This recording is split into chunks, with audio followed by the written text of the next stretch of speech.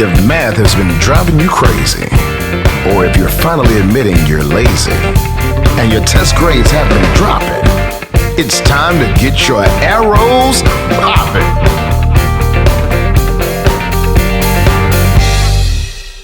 Ladies and gentlemen, this is Mr. Whip with Fort Bend Tutoring, and today we will be sketching polynomials using the rational root theorem, using Descartes' rule of signs, and locating the zeros of the polynomial using synthetic division. And we're going to be doing that with Mario from Mario's Math Tutoring. That's right, we have a special guest in today's video, so get excited because I am. And first of all, I have a list for you. That's right. These are going to be all 6 of the problems that we'll be covering in today's tutorial. And know that I'll be doing the odd problems and Mario from Mario's Math Tutoring will be doing the even problems. That's right. In problem number 1, we have f of x equals x cubed plus 2x squared minus 5x minus 6. And the first thing I like to do is use Descartes' rule of signs to identify the total number of possible positive zeros and negative zeros, those x-intercepts that may be negative or positive. And the way you do it as far as finding the positive real zeros is you simply count the number of sign changes between the terms. So we start out with our first term, that x cubed term, which is positive, right? The second term is positive. The third term is negative, so that means that we have a sign change between the second and third term. And then with the fourth term, it remains negative, right? So that means that we only have this one sign change among the terms in our original polynomial function. So as far as our positive sign changes, we just have the 1. Now we're going to be looking at finding the possible negative zeros that are in the polynomial function. In order to find the negative possible zeros that you have, you'll be finding out what f of negative x is. So what you'll do is you'll replace all the x's with negative x and then simplify and then count the number of sign changes that you have after you simplify. All right. So that means that our f of negative x, once simplified, will give you negative x cubed. It'll give you a positive 2x squared and a positive 5x. And then you'll bring down that negative 6 there. The next thing you'll want to do is count the number of sign changes that you have. So we begin with a negative term. That then becomes a positive term. It stays a positive term. And then finally, between the third and the fourth terms, you'll have a sign change from positive to negative. That means that we not only have 1, but you also have 2 sign changes when we have the results of our f of negative x into the original polynomial function. So what I like to do with that information is create a P and I chart. That's right. The P stands for positive zeros, the N stands for the negative zeros, and the I stands for the imaginary zeros. So it looks like this. It's going to have P, an N, and an I. And I'll just create my chart like so. Knowing that I only have 1 positive sign change, that means that no matter how many outcomes I get, I will end up with 1 positive real zero.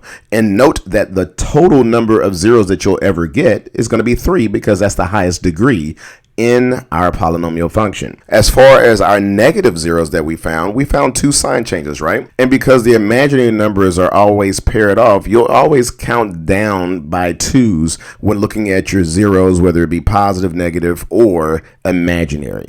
So we could have possibly 2 negative zeros, or you could have none. So you're going to always count down by 2s, never going into the negative possibilities for your zeros. So for instance, if I had 5 sign changes, we would start with 5, then count down to 3, then count down to 1, but not count down to negative 1. So each row has to total 3 for the degree of the original polynomial. So we already have in this first row 1 plus 2, which gives us 3, right? So that means that we won't have any imaginary zeros for the possible outcomes for that row.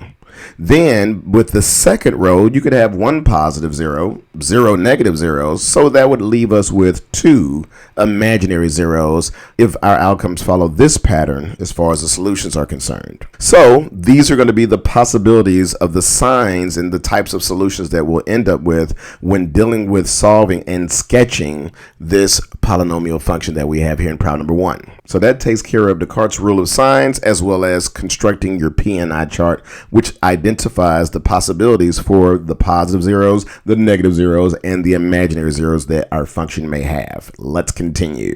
So the next thing we'll do is take a look at the rational root theorem. Now this theorem is pretty cool because it will identify potential rational zeros for our function. In other words, zeros that may work in this original function.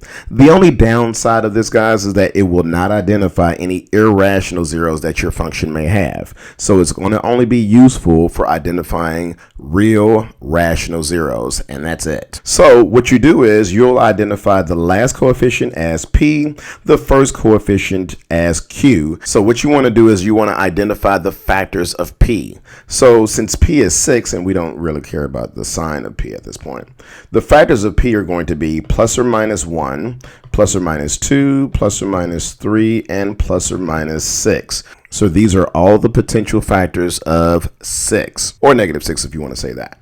Then you want to look at all the possible factors of q. Well, our coefficient on our first term is 1. Therefore, your possible factors are plus or minus 1. And that's it. So notice that we're only caring about integral factors, factors that are integers. That's the only thing you care about here. So finally, to complete the rational root theorem, you're going to do the following. You're going to find the quotient of p over q. So 1 over 1 leaves us with 1, right? Then we'll have 2 over 1. Well, that's 2. And then 3 over 1 gives you 3. And 6 over 1 gives you 6. So that means that after finding the quotient of p divided by q, this list will give you the possible rational zeros that your function may have. And with these possible zeros, you're going to be plugging in these results into the synthetic division for our original function. And if the remainder equals 0, that verifies that you have a rational zero that you just found. And so I'm going to choose positive 2 to begin with.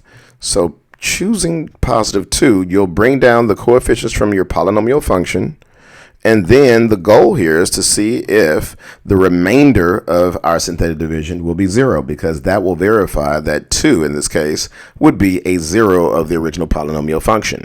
So we'll start by bringing down the 1, and 2 times 1 gives you 2, 2 plus 2 is 4, 2 times 4 gives you 8, and then negative 5 plus 8 gives you 3, and then 2 times 3 is 6, and lo and behold, that gives you a 0. Yeah. That gives you a 0. So that verifies that 2 will definitely be a 0 in our polynomial function. And remember, we said that there would be one positive solution in our P&I chart, remember? So it looks like we found that positive solution. That means that we would either have 2 imaginary solutions to find or 2 negative solutions to find. And I'm betting that it'll be 2 negative solutions. Also to note that the result of your synthetic division, because we started out with x to the 3rd power as the highest degree in our original polynomial function, that it'll go down by 1. That degree will go down by 1 when you look at your results from the synthetic division. So your result could be written as x squared plus 4x plus 3, and that can be used to set equal to 0 to identify the remaining 2 zeros of the original polynomial function. So you can use any of the techniques that we have discussed before on this channel in order to solve this quadratic equation. Those methods being the quadratic formula, completing the square, the zero factor property, or if you could, the square root property. So let's go ahead and solve this quadratic equation to identify the remaining 2 zeros. So of course our original function is located at the top, and we're in the process of identifying the remaining 2 solutions of this original polynomial function. This looks to be factorable, guys. So that means I want to use the zero factor property in order to solve this quadratic equation. I would be looking for 2 factors of 3 that add to give us 4. Well, that would be 3 and 1, right? So this factors into x plus 3 times x plus 1 equals a 0. And due to the fact that we have this factored and set equal to 0, we can set each factor equal to 0 and then solve for x. Like so. So we're going to start by subtracting 3 to both sides of the equation, and we'll end up with x equals negative 3 as a second solution. And then subtracting 1 to both sides of the equation, you'll have x equals to negative 1. So what that gives us, guys, is that gives us the 3 zeros, the 3 roots, the 3 x-intercepts of the original polynomial function. Yeah. So that means that I have zeros that could be identified as negative 3, 0, negative 1, 0, and 2, 0. These are 3 points that we know the polynomial function will be crossing the x-axis, and that's obviously important when trying to sketch the polynomial graph. And if you were missing it, guys, do not worry. We will still be red boxing our answers. All right. So thus far, I can identify these 3 points as points on our graph for the polynomial function. And these, once again, are the x-intercepts of the polynomial function. There you go. Let's keep going. The next thing I wanted to talk about is the leading term. The leading term will help identify your end behavior and the type of function that you'll be graphing. So for instance, our leading term here is x cubed. Well, why is that important? Because that means that f of x equals to x cubed is the parent function that this polynomial will be transforming from. So that means that I know that a cubic function will look like this. So our graph will have similar properties with the parent function of f of x equals to x cubed. All right. And notice that I'm using a capital F here to identify that this is the parent function, not the exact function that we're graphing, which is this lowercase f of x. And based on this parent function here, we know that the end behavior of our polynomial function is going to be as x approaches positive infinity. Well, y is going to be approaching positive infinity. And as x approaches negative infinity, see, it's going down over here to the left. Y is going to be approaching negative infinity. All right.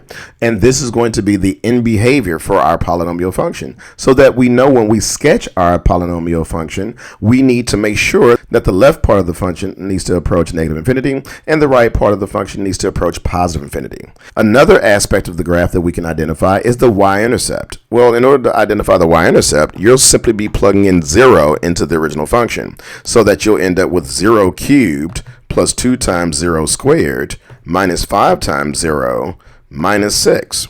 Since we know that 0 cubed is 0 and 0 squared will be 0 and anything times 0 is 0, your result here will be negative 6. Yeah. So as a point, as an ordered pair, this is 0, negative 6. Red box it. So we're going to red box our y-intercept. We're going to be red boxing our end behavior, and we're going to red box the leading term. Yeah. X cubed. There we go. All right, let's move along. So now we'll be sketching our polynomial, and we'll begin with the information that we found. For instance, we know that we have an x-intercept at negative 3, we have an x-intercept at negative 1, and we have an x-intercept at positive 2, and we also found that our y-intercept is at negative 6, right? Okay, so what we're going to do is we're going to use our XY chart here located on the left to create more points to flesh out what we have already on the graph. So we want to find out values that are maybe at negative 4. We want to find out what happens at maybe negative 2. Let's find out what happens at 1. And let's find out what happens at 3. Okay, so we'll be using these 4 points in addition to our x-intercepts and the y-intercept to flesh out more of our graph, keeping in mind our end behavior that this graph will fall to the left and it will rise to the right. Another thing that we can do is we can rewrite the original polynomial function in factored form using the x-intercepts that we have. Because our leading coefficient is 1, we can rewrite it as the following. We can say that we have x plus 3 times x plus 1 times x minus 2. And that's simply rewriting each of the x-intercepts and then setting it equal to 0. So for instance, we know that an x-intercept is at x equals negative 3, right? So let me show you what I'm talking about. Since x equals to negative 3, if I were to simply add 3 to both sides, you would have the factored form of that 0. So it would just be x plus 3. And you would do that to each of the x-intercepts to write your factored form. And since the first coefficient is 1, then this would represent the original polynomial function. And we can use that to quickly plug in these values that we have arbitrarily chosen to find more points on the polynomial function's graph. All right, so that being the case, you're going to plug in negative 4. And when plugging in negative 4, you'll have negative 1. And then you'll have negative 3. And then you'll have negative 6. And then you multiply all that together and you'll get negative 18, right? Then plugging in negative 2. Negative 2 plus 3 gives you 1. Negative 2 plus 1 gives you negative 1. And negative 2 minus 2 gives you negative 4. You multiply those 3 values together, you'll end up with positive 4. Then plugging in 1, you'll have 1 plus 3 is 4. 1 plus 1 is 2, and then 1 minus 2 is negative 1. And then multiplying those three values together, you'll have 4 times 2 is 8. 8 times negative 1 gives you negative 8. All right. Then we'll plug in 3. 3 plus 3 is 6. 3 plus 1 is 4. And then 3 minus 2 gives you 1. Multiply those three values, and you'll get 24. So we can use these 4 points to add to the points that we already have graphed on our rectangular coordinate system here. So let's start with negative 4, negative 18, negative 4, and then negative 18 is going to be way down here somewhere, guys. Then we have negative 2, 4. At negative 2, we're up 4 right here. And then we have 1, negative 8. 1, negative 8 takes us right here. And then we have 3, 24 is going to be, we're way up here now. We're way up there somewhere. So let's use these points to sketch our polynomial function. So let's see about sketching using these points. All right, going. Yes. There we go. We're going to keep that.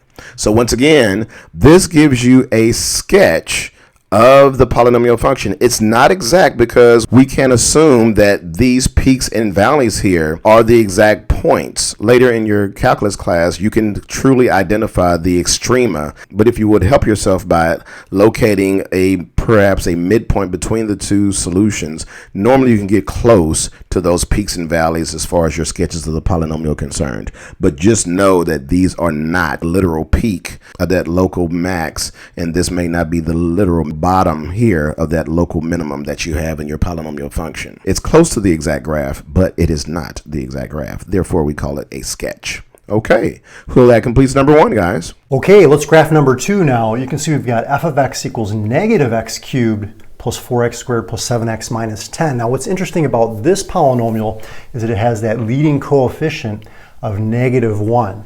Now remember, when you're graphing these polynomials, when you're talking about the end behavior, when you go to the right end of the graph and the left end of the graph, what we can do first is look at that leading coefficient. So if that leading coefficient's negative, that tells us that as x increases, this is going to be going down towards negative infinity.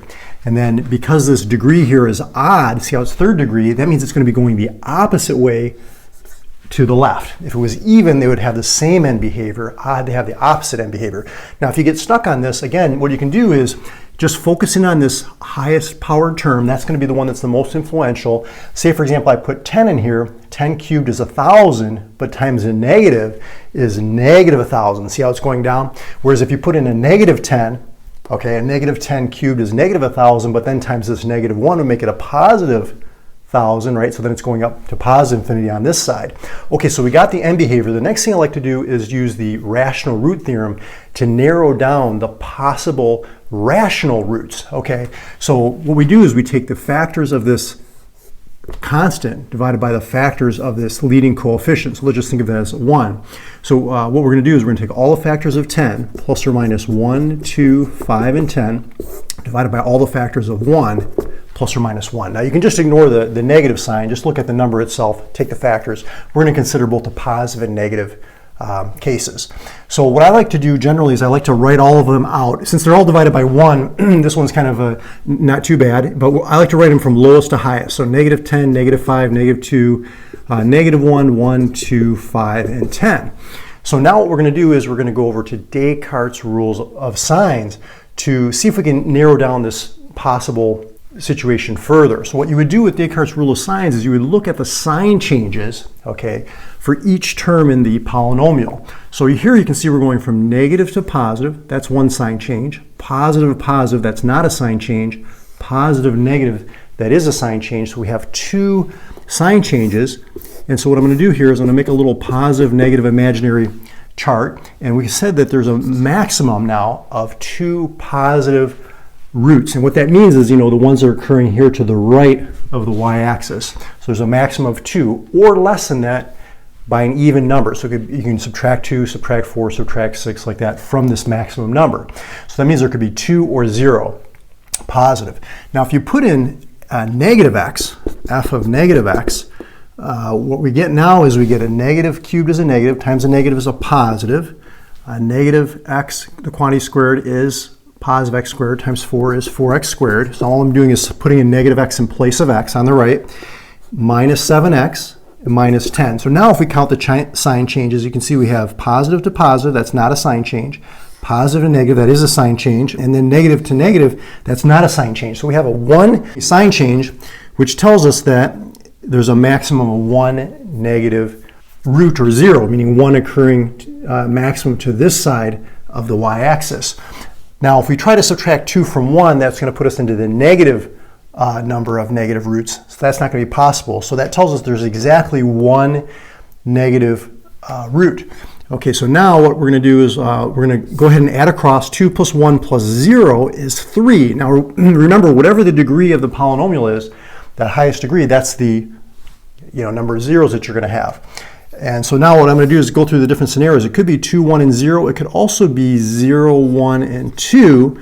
Those are our only possibilities. Now, using Descartes' rule of signs, we know that there is exactly 1 negative 0, meaning 1 occurring over here to the left. There could be 0 positive, or there could be 2 positive. Okay, so since we know that there is 1 negative, let's see if we can find that negative 1 amongst these possible rational roots. So I'm going to start by doing synthetic division. So you probably remember your synthetic division. And what I'm going to do is I'm going to test negative 1. So I'm going to put negative 1 here. I'm going to put the coefficients of the polynomial, negative 1, 4, 7, and negative 10. Drop down that first term here, negative 1, multiply in the diagonal, add straight down, multiply in the diagonal, add straight down, multiply in the diagonal, add straight down. See how this last number is not 0? That means that negative 1 is not a 0. Okay, it's not a root. So let's go and try negative 2. So same thing, negative 2. And we've got negative 1, 4, 7, negative 10. Now another way to do this, you could put negative 1 into the polynomial and see if you get 0, but this is just designed to be a quicker method. So we're doing this synthetic division. There we go. See how we get 0. So that tells us that negative 2 is a 0. That means it's going to cross right here at negative 2. Okay. But now what happens when you do synthetic division is it goes down by 1 degree. See, here we were at x cubed. Now we're down to x squared. So negative 1x squared plus 6x minus 5. Can we factor this quadratic? Let's see. We've got negative x times positive x. That gives us negative x squared. And we've got negative 5 and let's see, positive 1. Let's test that out. So does that work? That gives us 1x. This gives us positive 5x, which adds up to the 6x. Perfect. So now if we set each of these factors equal to 0, we get negative x plus 1 equals 0. So negative x equals negative 1, x equals 1. And then if we set x minus 5 equal to 0, add 5 to both sides, we get x equals 5. So we know that 1, 5, and negative 2 are our zeros. So we've got 1, 2, 3, 4, 5. These are our zeros. Now, we can sketch a pretty good graph here now. It's going through this point here, and we know it's going through this point here. Another key point you might want to find is the y-intercept, and you can do that by putting 0 in for x, meaning if we're not going left or right here, if we put 0 in for x, you can see y is negative 10. So negative 10 is way down here. So the graph's going to come down like this, go through here, and go through here. Now notice that none of these roots were double roots, triple roots. There weren't any multiplicities. So when it just occurs once, it goes straight through, at those x-intercepts. And you have a pretty good sketch of your graph. The only thing that's maybe missing here is, how do we know that the graph bends right here? How do we know the graph doesn't go way up here and then comes back down? That's what you learn about when you get into calculus. You talk about the how to find the relative maxims and relative minimums using derivatives. But if you want to get a little bit better graph, you could pick some points, say for example 2 or 3 or 4, put those into your polynomial and get your y values to get a better sketch. But for right now, this is a good sketch for a polynomial, and you got it. All right, in problem number 3, we have f of x equals 2x cubed plus 5x squared minus x minus 6. And what we'll do first, guys, is once again, with the Descartes rule of signs, we'll be counting the sign changes. And once again, there's just one. There you go, just one on the positive side. So let's find out what happens when we replace all the x's with negative x to identify the number of possible negative zeros. So you'll have 2 times negative x cubed plus 5 times negative x squared minus negative x minus 6. And once we simplify that, you'll end up with negative 2x cubed plus 5x squared plus x minus 6. And then you're going to count the number of sign changes. So I have 1 and I have 2. sign changes. So as far as the PNI chart is concerned, guys, you'll do the following. You'll know that you'll have 1, positive 0. As far as your negative zeros, you'll have 2 or 0. And because our highest exponent is 3, you want the sum of each row to equal to 3. So 1 plus 2 already gives you 3, so you won't have any imaginary zeros. And then if this were the case, the second row, you would have 1 positive 0, 0 negative zeros, so that would leave you with 2 imaginary zeros. And it would have to be an even number of imaginary zeros, guys, because the coefficients of your original polynomial are integers. So with those integral coefficients, you would have to ensure that the imaginary numbers were conjugate pairs of imaginary numbers. That's what you would have. All right, let's continue. The rational root function will then leave us to have a p-value of 6 and a q-value of 2. So with p being plus or minus 1, plus or minus 2, plus or minus 3, and plus or minus 6. Once again, those are going to be all of the factors of your p-value. Then, looking at q being 2, you'll have factors of plus or minus 1 and plus or minus 2. It is this quotient of p over q that determines your possible rational list of zeros. So 1 over 1 gives you plus or minus 1. 2 over 1, that gives you plus or minus 2. Then 2 over 2, that simplifies to give you 1. We already have that in the list, right? So we are going to move on to plus or minus 3 over 1, which is 3. Then plus or minus 3 over 2. And then finally, you'll have 6 over 1 is 6. And 6 over 2, well, that simplifies to give you 3. And we already have that on the list. So this is going to be the list of all the possible rational zeros that we could have. All right, so let's try negative 2. All right, so negative 2. Let's see what that does for us. And then we'll bring down the coefficients from the original polynomial function. 2, 5, negative 1, and negative 6. Bring down the 2. Negative 2 times 2 is negative 4. Well, 5 minus 4 is 1. And negative 2 times 1 is negative 2. And then negative 1 and negative 2 gives you negative 3. And then negative 2 times negative 3 is positive 6. That's 0. Thank you. Thank you. There you go. We just identified a 0. Thank you. So remember, we can rewrite this as a quadratic equation. This would be 2x squared plus x minus 3. You can set that equal to 0 to solve for x. And that's exactly what we'll do. We're going to factor this quadratic equation if it's factorable. And it should be. If we look at our products of a and c coefficients, we have 2 times 3 is 6. Well, 2 factors of 6 that'll subtract to give you 1 or 3 and 2. So that means I can do the following factorization on this. We're going to have our variable x. We'll have 3. We'll have 2. Because the middle term is positive, the 3 has to be positive. Because I'm subtracting, the 2 has to be negative. And then you'll divide both of these factors by the leading coefficient of 2. Simplifying, and any remaining zeros will go in front of the variable. You'll have 2x plus 3 times x minus 1. And that is the factorization of that quadratic trinomial. If you want to check out more of this factorization process, check out the video that is right here. There you go. Okay. Then, because of the zero factor property, I'm going to set each one of these factors here equal to 0 and solve them. All right. Solve these equations to identify the remaining 2 solutions. So I'm going to now divide both sides by 2. So this identifies negative 3 halves as a rational solution. Yeah. And we're going to add 1 to both sides to identify the third one. There you go. So that means that my zeros are negative 3 halves, 1. Let's write it right here. We found that our x-intercepts are located at negative 2, negative 3 halves, and 1. Red box it. All right. Those are all of our x-intercepts. Those are the 3 solutions of the polynomial function that we'll use to sketch the polynomial. So now we're going to be looking at the leading term. The leading term of the polynomial function is 2x cubed. Well, as a parent function, the parent function f of x would be equal to x cubed still tells us that this is a cubic equation. And because we have a positive coefficient on that leading term, the end behavior is going to follow the parent function in the form that as x approaches positive infinity, y will also approach positive infinity. And as x approaches negative infinity, y will also approach negative infinity. All right, so this is going to be the end behavior of our polynomial function here. The y-intercept, plug in zeros for all these x's. This is 0, 0, 0. You'll just end up with -6.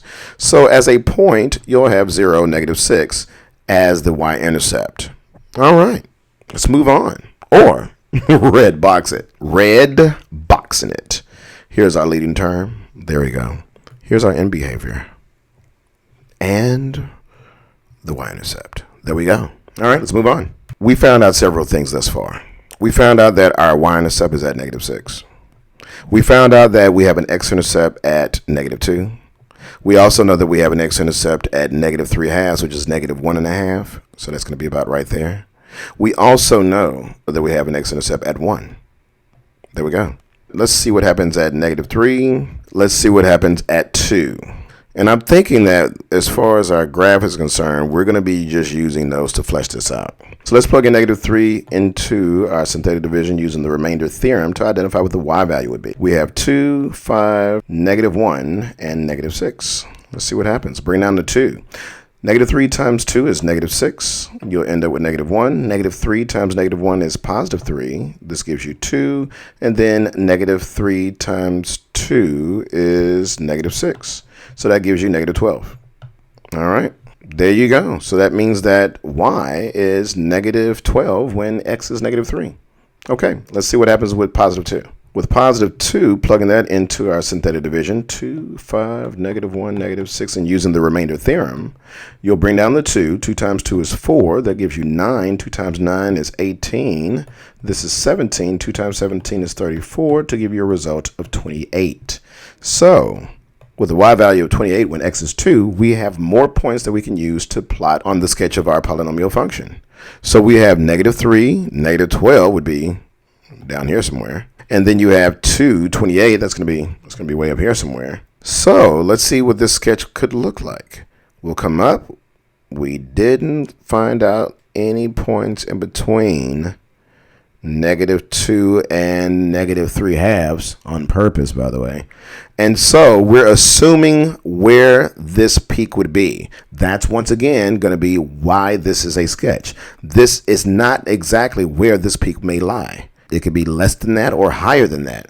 You can determine that once again using calculus to identify where the extrema are within the graph. That's why this is a sketch once again. We're not claiming that this is where the peak would be. We're not claiming this is where the lowest point in between -3/2 and 1 would be. Once again, to identify those, you'll need to identify where the local max and local min is using calculus, all right? Or a graphing calculator will do it too. So depending on what your teacher in your course requires of you, you will most likely not have to worry about identifying exactly where that local max and local min is. Okay, and we want to arrow on that. And so this is going to complete problem number 3. Okay, number 4, we've got a polynomial.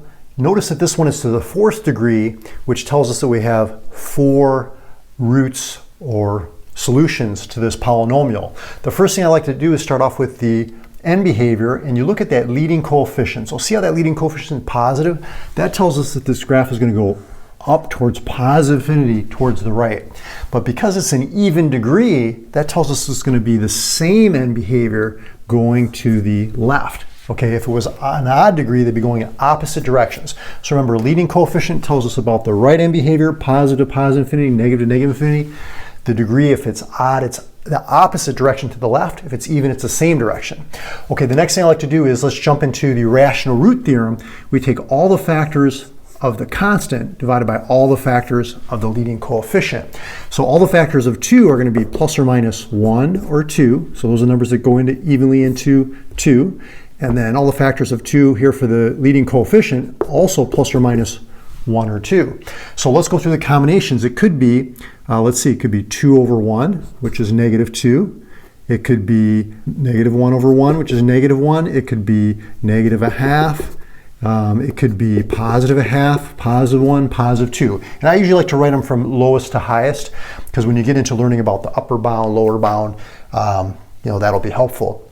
But so now what we're going to do is jump over into Descartes' rule of signs. And the way we do that is we analyze the sign changes. So we have a positive to a positive, so that's not a sign change. A positive to a negative, that is a sign change. Negative to a negative, no. Negative to negative, no. So there's one sign change. So what that tells us is, if we make our P&I chart, positive, negative, imaginary, that there's a maximum of one positive zero, meaning one x-intercept here to the right of the y-axis. If we put in a negative x, okay, into our function, so let's go ahead and do that. So f of negative x, we get 2x to the fourth, negative x cubed, negative 6x squared, plus 7x minus 2. Now, remember, when you have a negative to an odd power, that's going to make it negative, right? A negative to an even power, that's going to be positive. So now when we analyze the sign changes, we have positive to negative, that's 1. Negative to negative, that doesn't change. Negative to positive, that's a sign change. Positive to negative, that's also a sign change. We had 3 sign changes when we put negative x into our polynomial or function here. And so that means that there's a maximum of 3 negative zeros or x-intercepts or roots.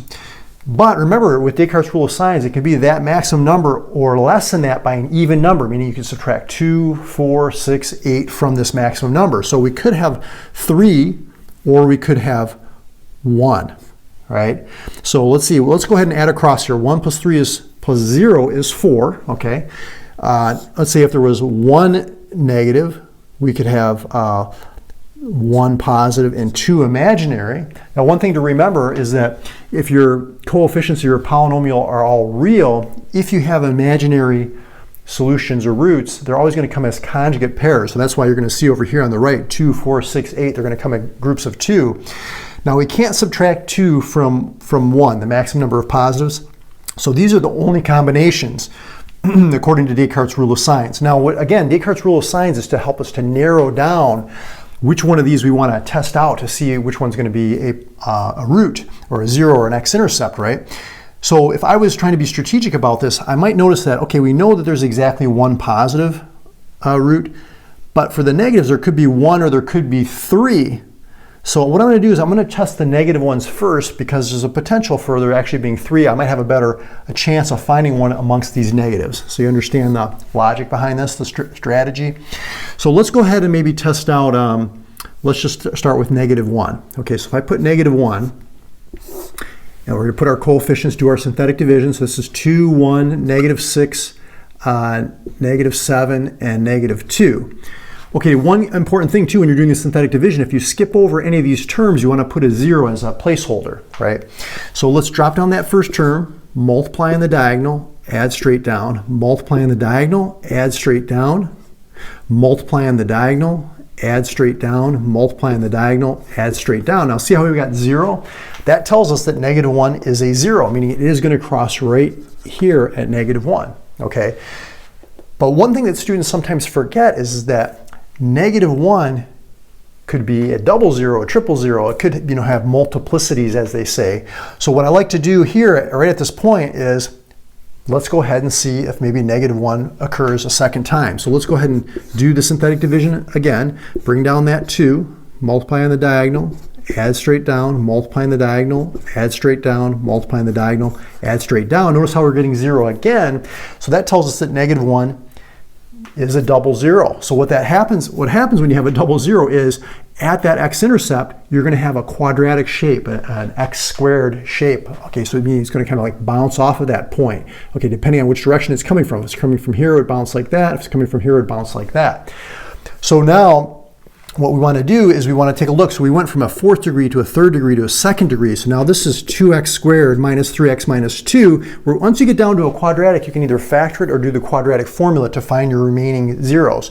Let's see if we can factor this. So it looks like 2x and 1x multiplies to 2x squared, negative 2 and positive 1. Let's double check. So that's 1x, negative 4x, that adds up to negative 3x. Okay, good. So we have it factored. If we set each group equal to 0, you're going to get negative 1/2. If you set this equal to 0, you're going to get 2. So now we know it's going to cross here at negative 1/2. It's also going to cross here at 2. Okay? And the only other thing we can maybe do is find the y-intercept where it crosses the y-axis. If we put 0 in for x, you can see the y value here is going to be negative 2. So that's another key point. And then at this point, now what we're going to do is we're going to make our sketch. So what I'm going to do is we know it's going this direction like this. Okay, we know it's crossing here.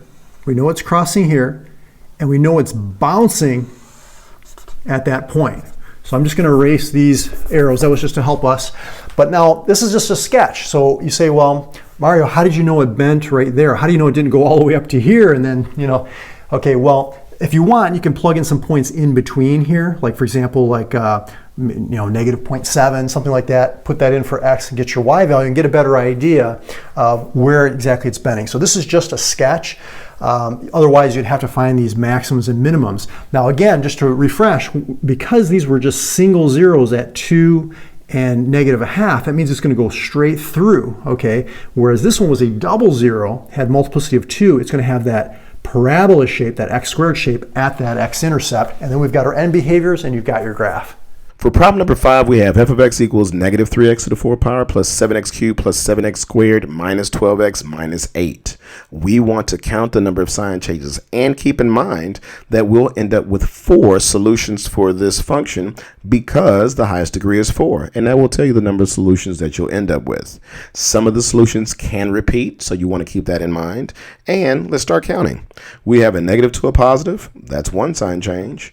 We have a positive to a positive, that remains. So then a positive to a negative is a second sign change for the possible positive solutions that you'll have. Then we want to find out what this f of negative x is.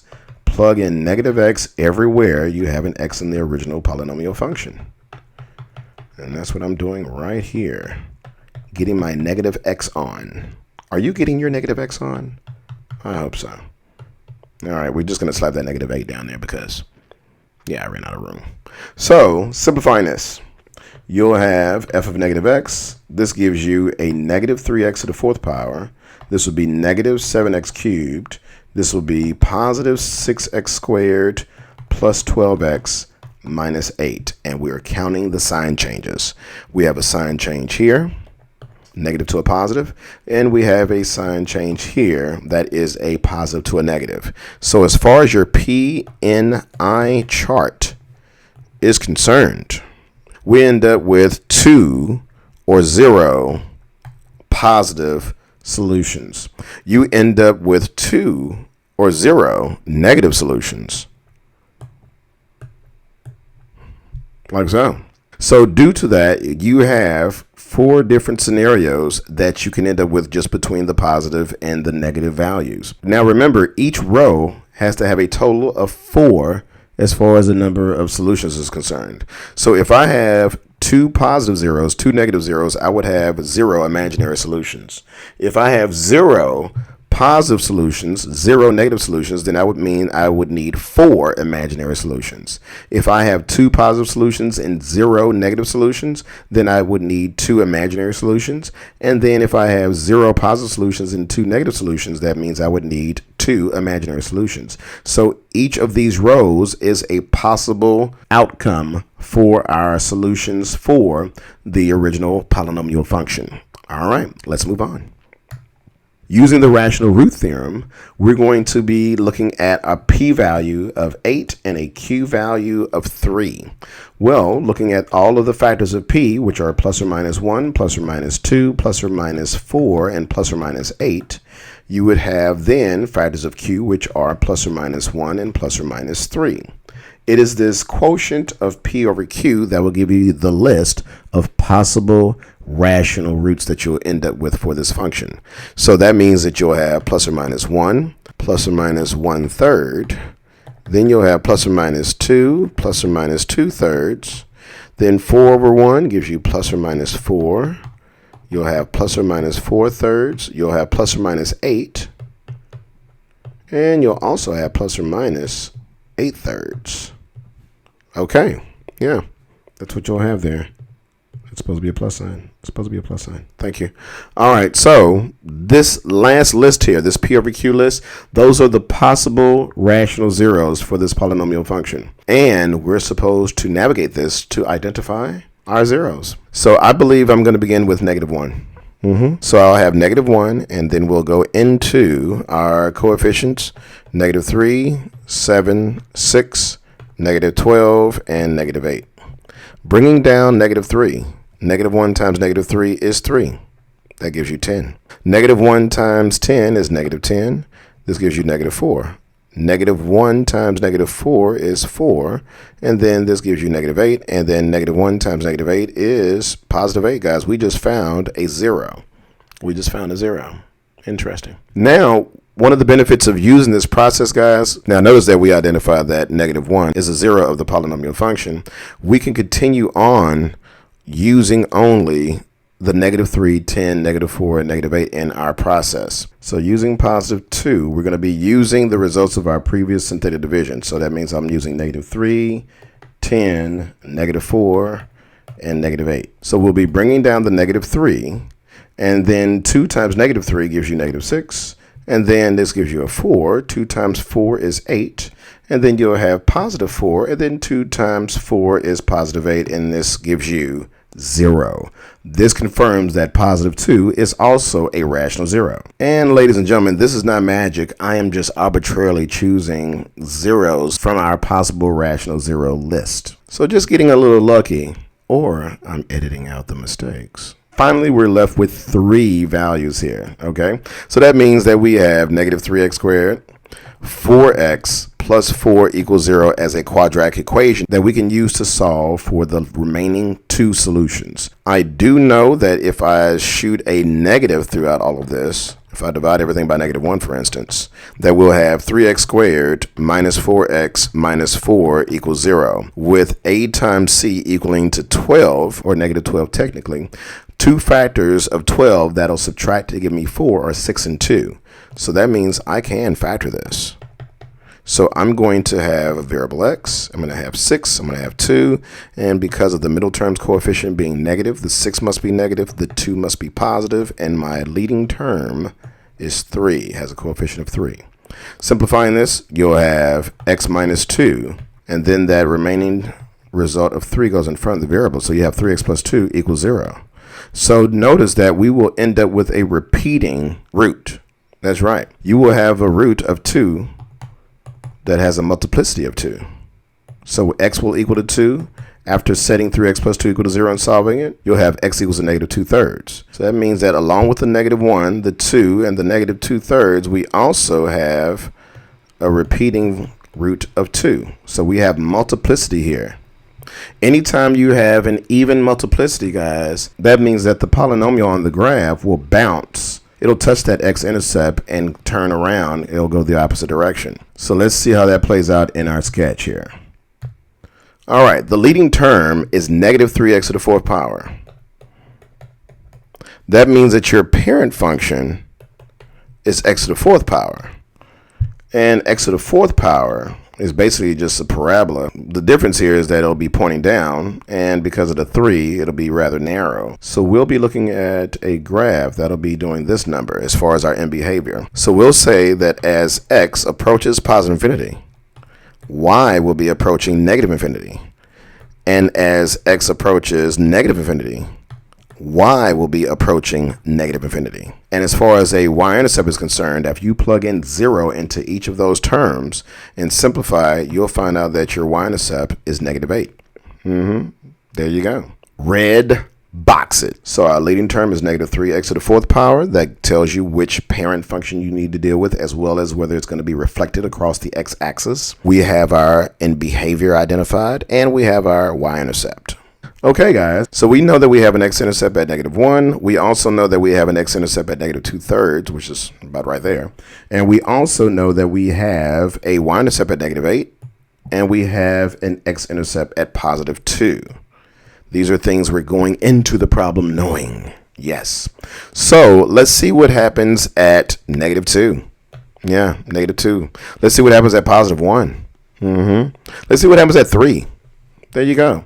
I'm just identifying things that are going to be easy for me to find out. Remember, this is not the actual graph, so I don't need to know the exact extrema, the exact peaks and valleys of this polynomial function, because we're just sketching it. So I have a little leeway in the graph, a little leeway. Let's see what happens with negative 2. Using synthetic division and identifying the y value when x is negative 2, I'll be using negative 3, 7, 6, negative 12, and negative 8 here. So bringing down the negative 3, you'll have 6 That's 13. This is negative 26. This is now negative 20. Then you'll end up with 40. This gives you 28. And then you have negative 56. All right, so this gives you negative 64. Okay, that's good to know. And ugly. Thank you. Now plugging in positive 1, you'll have negative 3, 7, 6, negative 12, and negative 8. Bringing down to negative 3. That's negative 3. This is 4. This is 4. This is 10. This is 10. It's negative 2. This is negative 2. This is negative 10. All right, negative 10 right there, guys. Then let's look at positive 3. Plugging in 3. Synthetic division is on its way, guys. Yes, it is. Coming along. All right, bringing down to negative 3. This gives you negative 9. That's negative 2. This is negative 6. This is 0. This is 0. This is negative 12. This is negative 36, which gives you a negative 44. All right, so that's negative 44. Okay, guys. So with these points, we have negative 2, negative 64. You know that this is way down there somewhere. Then you'll have 1, negative 10. 1, negative 10 is here. Okay. Then you also have 3, negative 44. That's way down here somewhere. Okay. All right. Well, based on our M behavior, you're going to end up with the following graph. It's going to do this. It's going to come up. It's going to do this. It's going to do this. It's going to bounce off of the 2, guys. All right, that's what that multiplicity does. Because we had that multiplicity of 2, it doesn't cross 2, it bounces off of 2. Where we had the x-intercepts of negative 1 and negative 2/3, it actually crossed those x-intercepts. It went through them. So that's the difference of how it would affect the polynomial sketch. And, ladies and gentlemen, that completes the graph. Okay, number 6, we've got a polynomial. This is a 4th degree polynomial. And leading coefficient's positive. So remember, when the leading coefficient's positive, that tells us that the graph is going to be going up to the right. Even degree means it's going to have the same end behavior to the left. So we have up to the right, up to the left. Okay, the next thing we want to jump into is the rational root theorem. So we want to take all the factors of 15 divided by all the factors of 2. So this is going to be plus or minus 1, 3, 5, 15. All over plus or minus 1 or 2. So we've got a lot of combinations here. So let's see if we can write them out. I'm going to try to write them out from lowest to highest. So we have negative 15. Let's see, we've got negative 5. We have negative 3, positive 1. I'm sorry, negative 1, positive 3, 5, 15. And then let's see the ones that are divided by 2 now. So we're going to have, let's see, negative 1/2, which would be right here. Negative 3/2, which would be right here. Negative 5/2, which is going to be right here. And then let's see, we've got negative 15/2, which is right here. Okay, so we also have, let's see, a positive 1/2. And we have 3/2. And we have 15/2, which is 7.5, right? We have a lot of combinations here, you can see. And so what we want to do is we want to see if we can narrow it down using Descartes' rule of signs. So we're going to check the number of sign changes here and make our P&I chart. So positive, negative, imaginary. So we have positive to positive, that's not a sign change. Positive to negative, that is. Negative to negative, that's not a sign change. Negative to positive, that is a sign change. So you can see we have 2 sign changes, which tells us that we have a maximum of 2 positive zeros, okay? Now, if we put in a negative x, let's go ahead and do that now. F of negative x, what do we get? We get 2x to the 4th, we get negative 3x cubed, we get negative 11x squared, we get positive 9x, and positive 15. So let's check the number of sign changes. 1, none, 2, okay? So you can see there's a maximum of 2 negatives. Okay, and if we add across here, 2 plus 2 plus 0 gives us 4, okay, because whatever the highest degree is, that's the number of solutions. And so remember, though, that with Descartes' rule of signs, it can be that maximum number or less by an even amount, so by subtracting 2, 4, 6, etc. So it could be 2, 2, and 0, it could be 2, 0, and 2, it could be 0, 2, and 2, or it could be 0, 0, and 4. Notice how they always add up to 4 when you add across. So with Descartes' rule of signs, it didn't help us like some of the other ones where we could narrow it down. Like for example, if we had 0 negatives, we'd say, okay, forget about the negatives, we're just gonna check the positive ones, you know, or vice versa, right? So what I'm gonna do, since there's so many different ones here, is I'm going to just gonna start working through them, and I'm gonna start picking some. And I know, because I did this problem earlier, you know what some of the solutions are here. So let's go ahead and start by doing synthetic division. We're gonna do it with 1, and let's go ahead and do that. So we've got 2, 3, -11, -9, and 15. Okay, so we bring down that 2, multiplying the diagonal, add straight down, multiplying the diagonal, add straight down, multiplying the diagonal, add straight down, multiplying the diagonal, add straight down. Now see how we got 0. Now we went from a 4th degree, right? When we do synthetic division, that brings it down by 1 degree. Now we're to a 3rd degree, 2x cubed, right? Normally what I would do is I would test 1 again to see if it's a double 0, okay, or it has multiplicity. But in this case, I know it doesn't. And in the interest of time, what I'm going to do is I'm going to test a -5/2, okay, and show you how that works. So we bring down the 2, multiplying the diagonal, add straight down, multiplying the diagonal, add straight down, multiplying the diagonal, add straight down, and you can see that's coming out to 0, so that tells us that 1 is a 0, -5/2 is a 0. Let's plot those on our graph.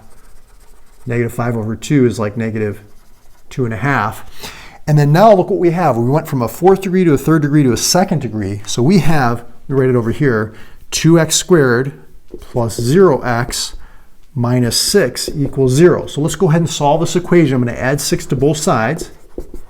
Divide both sides by 2, and then take the square root of both sides to get x by itself. When you take the square root of both sides, you get 2 answers, plus or minus square root of 3. Now, square root of 3 is not rational. It's irrational. So even if we were to have tested all these numbers, we would have never come out with, you know, square root of 3, okay, or negative square root of 3. So there's limitations to the rational root theorem in the sense that it's only going to help us to find, you know, these possible rational roots.